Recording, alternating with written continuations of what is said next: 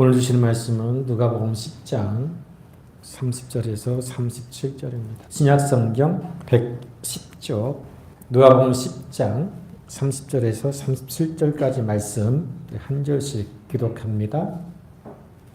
예수께서 대답하여 이르시되 어떤 사람이 예루살렘에서 여리고로 내려가다가 강도를 만나매 강도들이 그 옷을 벗기고 때려 거의 죽은 것을 버리고 갔더라. 마침 한 제사장이 그 길로 내려가다가 그를 보고 피하여 지나가고 또 이와 같이 한 레위인도 그곳에 이르러 그를 보고 피하여 지나가되 어떤 사마리아 사람은 여행하는 중 거기 이르러 그를 보고 불쌍히 여겨 가까이 가서 기름과 포도주를 그 상처에 붓고 싸매고 자기 짐승에 태워 주막으로 데리고 가서 돌보아 주니라. 그 이튿날 그가 주막 주인에게 데나리온 2를 내어주며 이르되 이 사람을 돌보아 주라. 비용이 더 들면 내가 돌아올 때에 갚으리라 하였으니 내 생각에는 이 세 사람 중에 누가 강도 만난 자의 이웃이 되겠느냐. 이르되 자비를 베푼 자니이다. 예수께서 이르시되 가서 너도 이와 같이 하라 하시니라. 아멘. 이 그림을 보시면 딱 아시겠죠? 그 피카소의 황소라고 하는 작품입니다. 그냥 단순한 손으로 표현해 저게 황소다라고 하는 것을 알 수가 있는데요. 이 그림을 보면 원래부터 이렇게 간결한 모습이 아니었고요. 이렇게 아주 디테일하게 황소 그림을 그렸었는데 몇 단계를 거치면서 빼고 해서 아주 간결하게 황소를 표현한 것입니다. 하수는 더하고 고수는 덜어낸다는 말이 있듯이 피카소는 그림의 고수답게 복잡한 것들을 덜어내고 아주 명료하게 황소를 표현했습니다.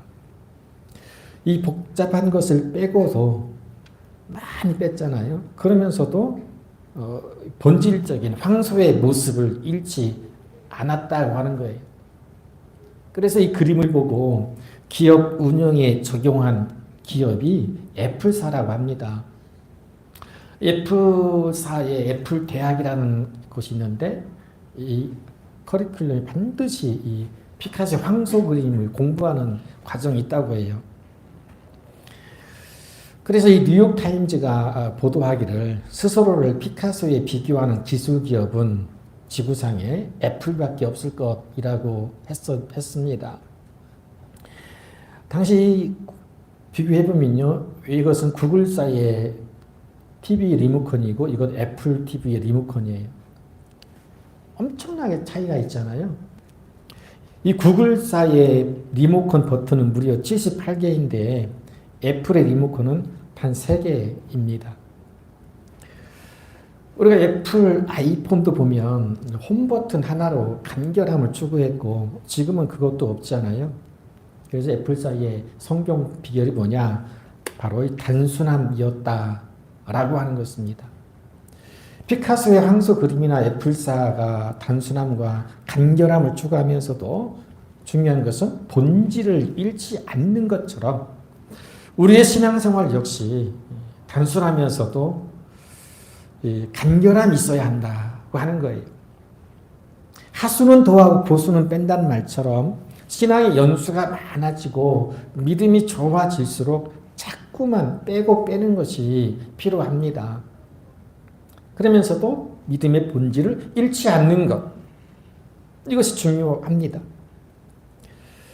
그래서 성경에도 보면 자꾸만 빼거나 벗어버리라고 하는 말씀들이 있어요.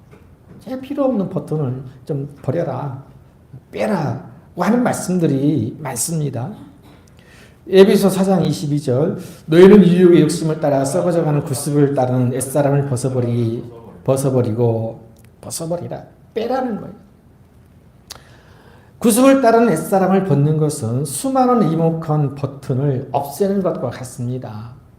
그리스도인이라는 본질적인 그 모습을 드러내고 믿음의 핵심에 이르기 위해서는 빼내야 할 버튼이 뭐냐니까 이어서 쭉 말씀을 보면 모든 악독과 노함과 분냄, 떠드는 것, 비방하는 것 모든 악이라고 합니다.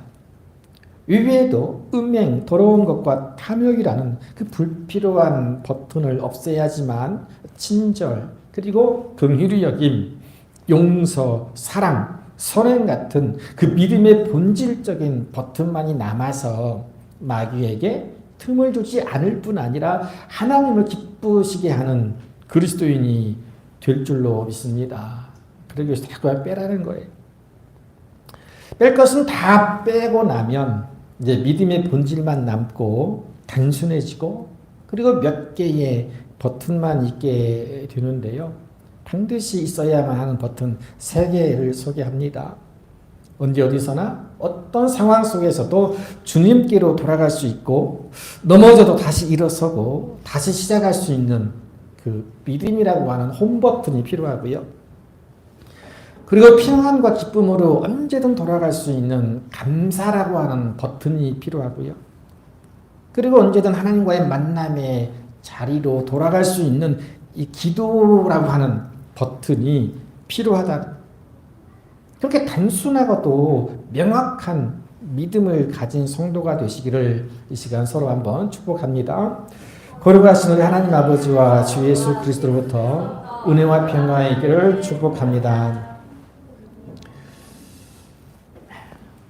우리가 지난해 말부터 올해까지 심지어는 오늘 새벽에 이르기까지 우리나라는 헌정사상 처음이라고 하는 대통령 탄핵, 체포 혹은 구속 등의 이유로 아주 지독한 내용을 앓고 있습니다.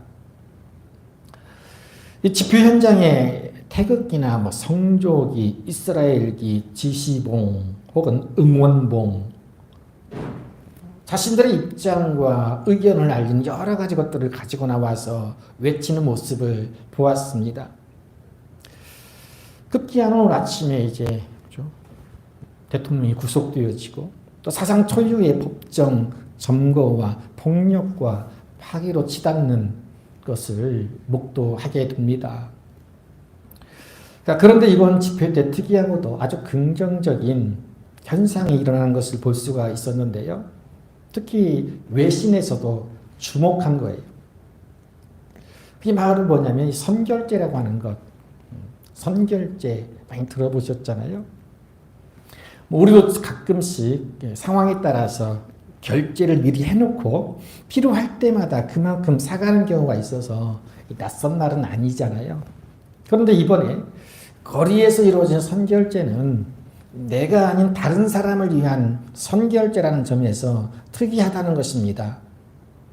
돈은 내가 내고 혜택은 불특정 다수가 보는 거죠. 타인을 위한 선결제라는 점에서 매우 특이하고 감동적인 선행이다 라고 이렇게 외신에서도 보도하고 있습니다. 추운 날씨에 모여든 시민들을 위해서 난방버스를 보내거나 혹은 오뎅이나 어묵, 김밥 등을 제공해 주기 위해서 누군가가 미리 일정한 금액을 결제하면 아무나 와서 쉬고 그리고 먹고 마실 수 있도록 하는 거잖아요. 얼굴도 모르는 사람을 통해서 따뜻한 국물을 제공받고 또 얼굴도 모르는 사람들을 위해서 선뜻 많은 돈을 내놓는 사람들을 통해서 이 선결제가 하나의 문화로 자리 잡게 된 거예요. 여러 가지 부정적인 그런 것들을 보게 되지만 그런 것도 하나 또 하나의 긍정적인 또 좋은 모습을 보게 된 것, 다행한 일이고 또 때로 감사한 일이기도 합니다. 항공기 참사가 일어난 무안 공항 내에 한 카페에도 이런 안내문이 적혀 있습니다. 봉사자 및 유가족은 아메리카노나 카페 라떼 드시길 바랍니다. 선결제 되셨어요. 한 유튜버가 100만 원을 선결제를 했습니다. 자, 극심한 혼란이나 고통스러운 상황 속에서도 따뜻한 인간의 온기를 느끼게 하고 작은 위로라도 전할 수 있는 아주 귀한 선행입니다. 이런 선결제 현상을 보고 누군가가 이렇게 말했습니다. 우리 같이 한번 읽어볼까요? 노벨 문학상을 수상한 한강 작가의 말처럼 이토록 폭력적이고 고통스러우면서도 이토록 아름다운 세계, 이해할 수 없는 모순과 역설을 우리는 살아가고 있습니다. 공감 가는 이야기죠.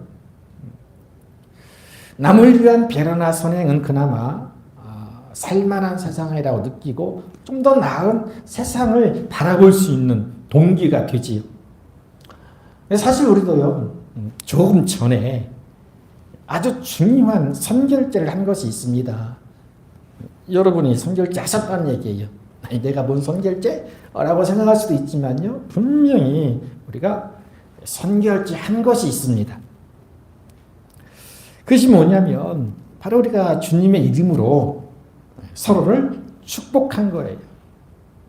생각해 보니까 이것이야말로 정말 귀한 선결제이더라고요.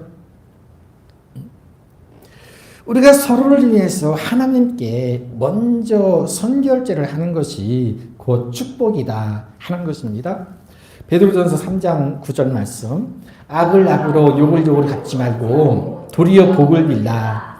이를 위하여 너희가 부르심을 받았으니 이는 복을 이어받게 하려 하심이라. 아멘. 저는 어떻게 해서 하나님의 복이 끊이지 않고 이어져 오는가를 깨닫게 되었어요. 뭐냐면 축복의 선결제라고 하는 거죠. 부름받은 성도들이 타인을 위해서 축복을 하면 하나님이 들으시고 그 선결제를 받으시는 거예요. 그리고 복이 필요한 이들에게 주시는 거죠. 그렇기 때문에 이 축복이라고 하는 것은 사랑의 선결제라고 할 수가 있습니다. 이 성도들이 축복하는 사랑의 선결제를 받으시고 하나님께서는 끊임없이 복을 주시기 때문에 다른 사람들에게 하나님의 복이 끊이지 않고 이어져 내려오는 줄로 믿습니다. 타인을 축복하는 사랑의 선결제는요, 단 1원의 돈도 들지 않습니다. 그렇죠?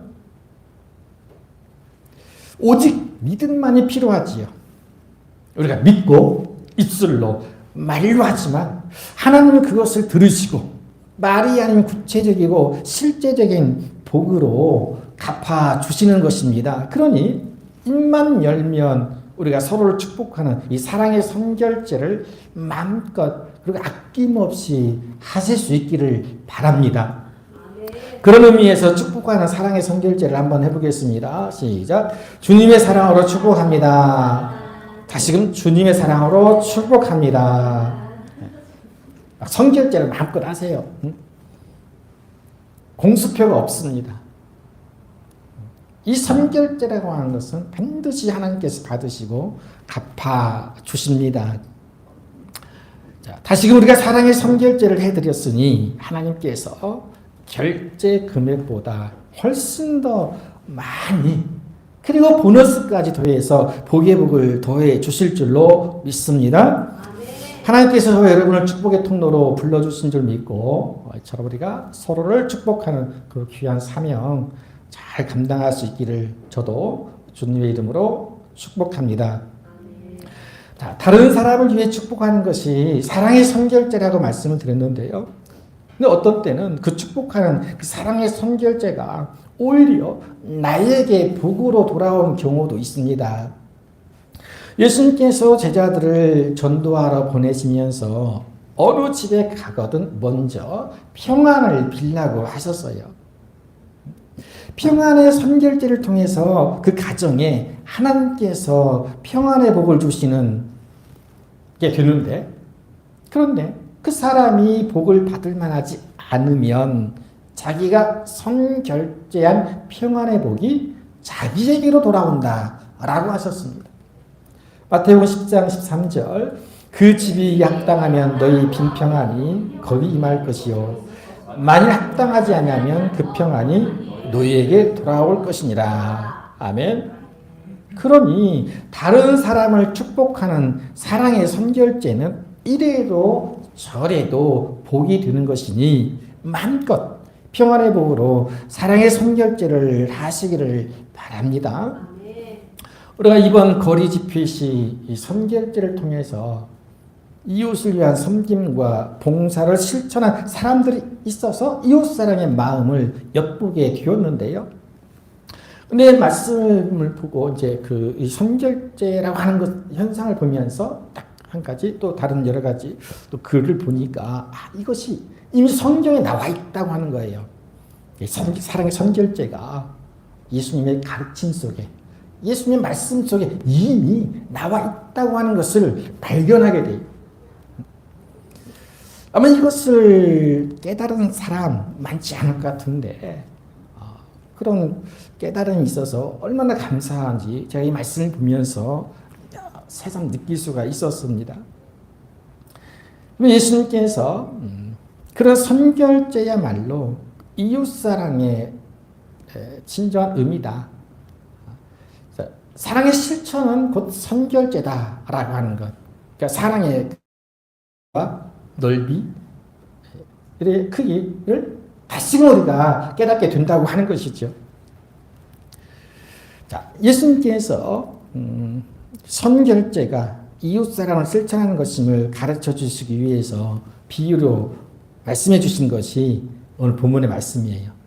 우리가 흔히 선한 사마리아인의 비유라고 하는데 저는 강도 만난 자의 비유라고 하고 싶습니다. 강도 만난 자의 이야기.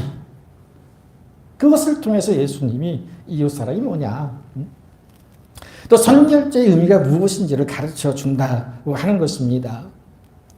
자, 본문의 말씀은 25절부터 시작되어지는데요. 그 제목이 자비를 베푼 사마리아 사람이라고 되어 있죠. 강도 만난 사람의 이야기입니다. 이야기는 너무나 우리가 잘 알고 있지요. 어떤 율법사가 예수님을 찾아와서 이렇게 묻는 거예요. 25절에 보니까 선생님 내가 무엇을 해야 영생을 얻습니까? 라고 물어요. 무엇을 해야 영생을 얻습니까? 사실 영생이라고 하는 것은 무엇을 하는 것이 중요한 것이 아니라 믿음을 통해서 얻는 거잖아요. 믿으면 구원 받는 거잖아요. 근데 율법사는 율법 교사답게 행함을 강조하는 거예요. 예수님이 말씀하십니다. 율법에 무엇이라고 써 있느냐? 율법에 무엇이라고 써 있느냐? 자, 이 율법사는 직업이 율법사이니까 율법에 능통한 사람이에요. 너무나 잘 알고 있죠. 그러니까 자신 있게 대답합니다.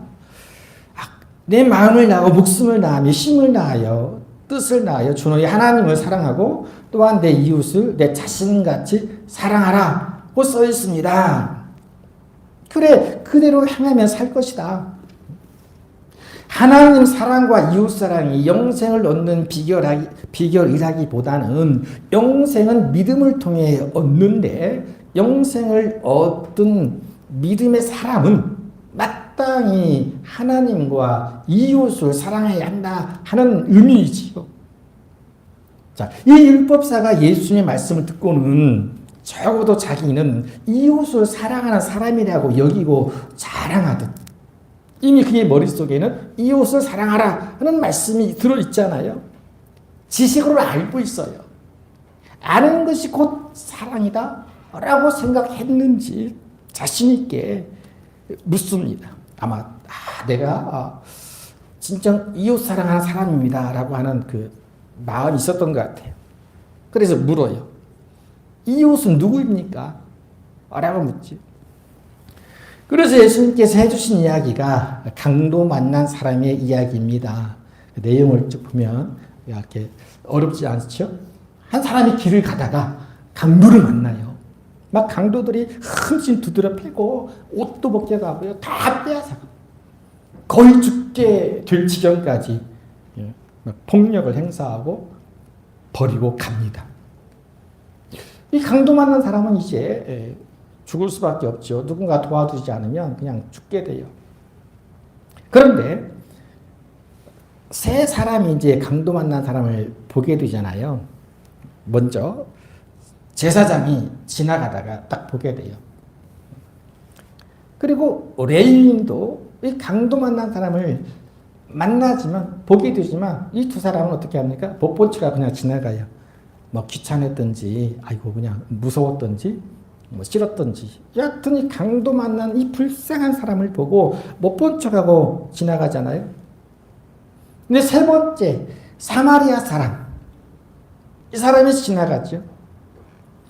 뭐 이 사마리아 사람은 굳이 말하자면 당시에 더러운 피를 가진 사람이다라고 하는 이유로 아주 무시당하고 멸시당하고 유대인들에게 사람 취급받지 못하는 그런 사람이었어요.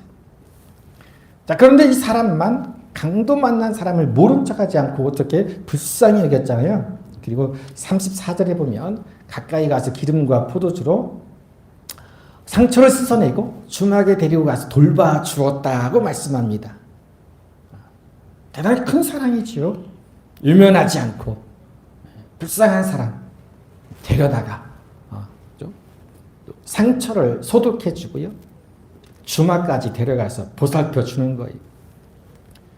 자, 말로만 사랑을 외쳤던 제사장이나 머리로만 이웃사랑을 생각했던 의뢰인과는 달리 이 사마리아인은 말이나 머리로가 아닌 행함으로 구체적으로 실천을 한 거지요.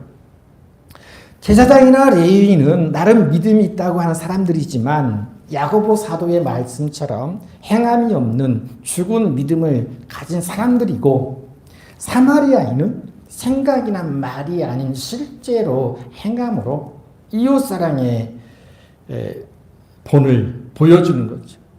그러니까 자신을 사랑하듯 이웃을 사랑하는 것, 행하는 사랑이지. 그러니 주님의 말씀처럼 영생에 가까운 사람은 누구일까요? 겉으로 보기에는 어엿한 종교인이고 어엿한 율법학자인 것 같지만 아니라는 거예요. 사랑이 없다는 거죠.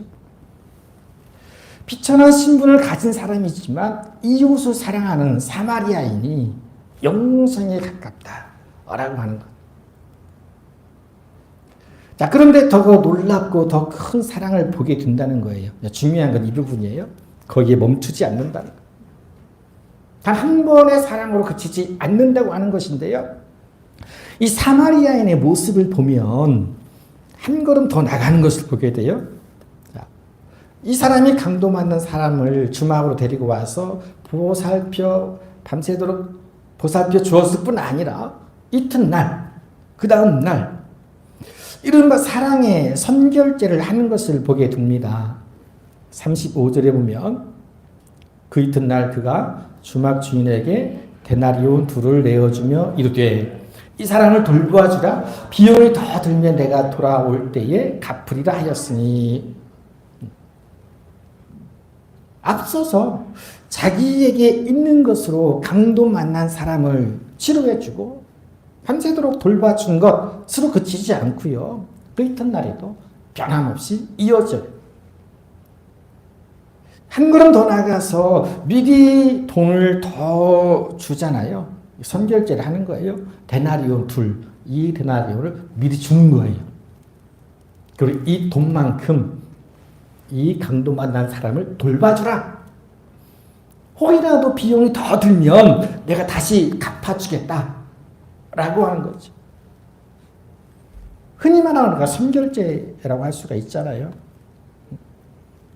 자, 치료에 드는 비용을 아무런 조건도 없이 선결제하는 사마리아인의 모습을 보면서 이 사랑의 선결제가 예수님께서 말씀하시는 이웃사랑의 진정한 의미, 이웃사랑의 아주 깊은 의미인 것을 깨닫게 됩니다. 단순히 한 번으로 그치는 것이 아니라 아주 지속적인 행함이에요. 상대방의 필요에 대해 더 많이 공감하고 더 많이 배려하고 더 많이 나누는 것이고요. 한 번 했다고 해서 다가 아니라 할 수만 있으면 더 하고 더 했다고 해서 만족하는 것이 아니라 언제든지 어려운 이웃의 필요를 채워주는 것, 그러한 삶을 사는 것, 그것이 당연한 것, 그것이 자연스러운 것.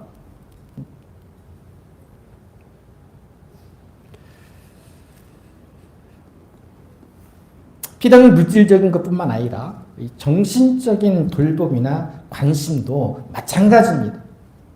지속적인 관심, 돌봄을 위해서도 시간과 물질을 드리는 사랑의 선결제가 반드시 필요하지요. 특히나 우리가 남을 위해서 기도하는 것. 우리가 물질이 없으면 기도해주면 되잖아요. 여러분, 기도하는 것은요, 그 사람을 위해 하나님께 끊임없이 사랑의 선결제를 하는 것입니다.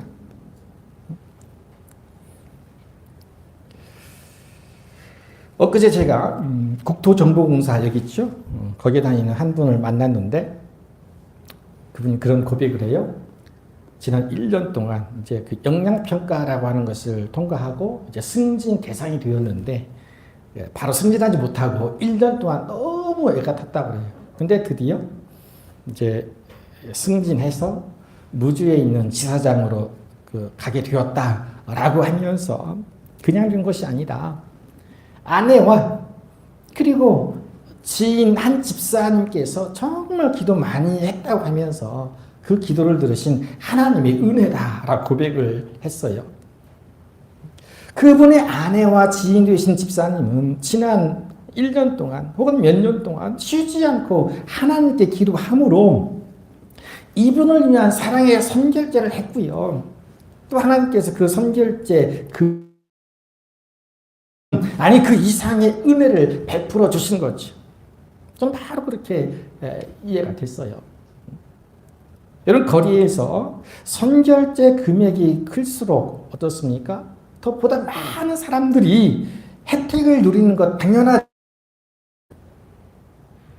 이런 기도의 선결제가 크면 클수록, 그리고 많이 쌓이면 쌓일수록 주시는 하나님 또한 클 것이니 아직 응답되지 않았다고 해서 포기하거나 낙심할 일이 전혀 아니라는 거예요. 기도하는 만큼 더 많이 사랑의 선결제를 하는 것이니, 그렇죠? 그리고 그만큼 더 많은 하나님의 은혜와 복을 누리게 되는 것이니까 그렇겠지요. 사랑하는 성도 여러분, 하나님께서 응답하지 않으신 것이 아니라 하나님께서 주시려고 준비하는 그 은혜와 복에 합당한 기도의 선결제를 원하시기 때문인 줄로 믿으시고요. 올 한 해도 기도의 선결제, 사랑의 선결제를 하기에 쉼 없기를 바랍니다. 또 따지고 보면 하나님께서도 우리를 위해서 정말로 값진 것으로 선결제 해주셨잖아요. 우리의 죗값을 속량해 주시기 위해서 독생자이신 예수 그리스도를 속량값으로 미리 선결제 해주신 것이 예수님의 십자가 죽음이에요.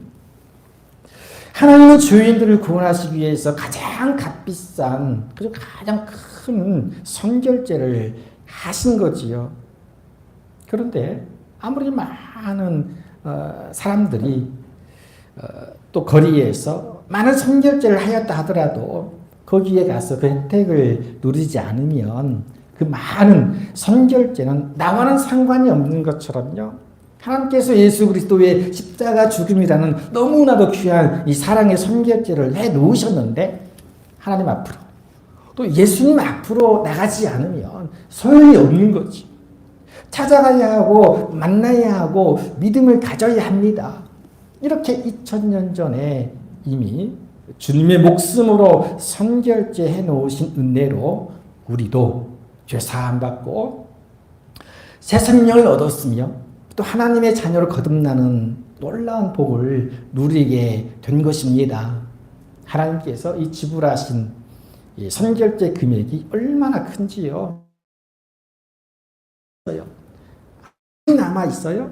그래서 이후로도 누구든지 믿기만 하면 구원받는 기적 같은 은혜를 맛볼 수 있으니 많은 사람들에게 하나님의 사랑의 선결제를 알려야 할 줄로 믿습니다. 여러분, 예수님은 이처럼 사랑의 큰 선결제를 통해서 우리에 대한 사랑을 확증해 주신 하나님께서는 우리도 사랑의 선결제에 동참하기를 원하십니다.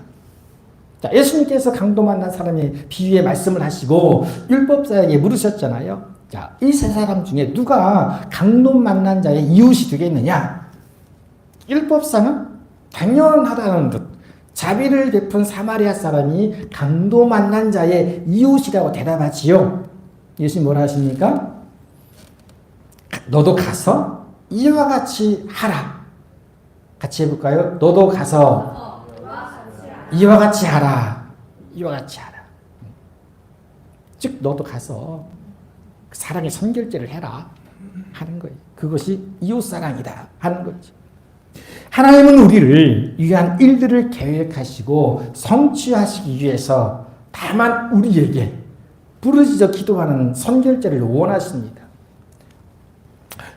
예레미야 33장 3절 너는 내게 부르짖으라 내가 내게 응답하겠고 내가 알지 못하는 그 은밀한 일을 내게 보이리라. 부르짖는 선결제예요. 그러면 응답해 주시겠다 하는 것이고요. 예수님도 우리에게 누르고 흔들어 넘치도록 안겨주시기 위해서 야, 넌 먼저 주는 선결제를 하라고 하세요. 누가복음 6장 38절 주라 그리하면 너에게 줄 것이니 곧 후이 되어 누르고 흔들어 넘치도록 하여 너에게 안겨주리라 그랬어요. 주라고 하는 거예요. 선결제예요. 또한 기도를 들어주시기 위해서 기도할 때에 이미 이루어진 줄로 믿는 믿음의 선결제를 하라고 하셨고요. 내가 믿음의 선결제를 하면 하나님의 영광을 보리라 하셨고요. 또 사도 바울도 믿음의 선결제를 하면 구원받는다고 말씀합니다. 예수 그리스도의 부활을 믿는 믿음, 선결제를 해야 돼요. 그러면 그것을 보시고 구원을 주신다 라고 하는 거죠. 본문의 말씀을 통해서도 분명한 메시지로 사랑의 선결제가 필요하다.